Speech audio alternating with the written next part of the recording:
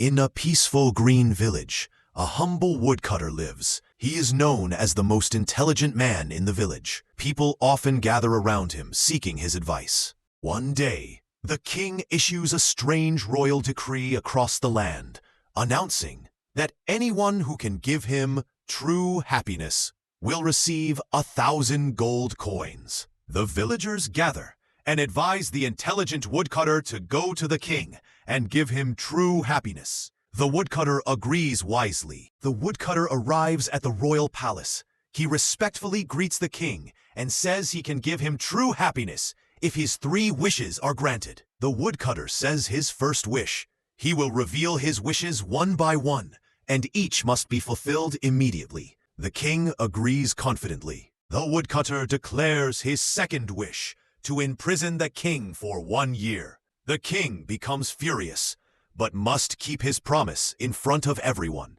The king, true to his word, is sent to prison. After an hour, the woodcutter requests his third wish, to free the king honorably. The king, now free, feels immense joy and realizes that true happiness was always around him. He had simply never noticed it. He rewards the wise woodcutter richly.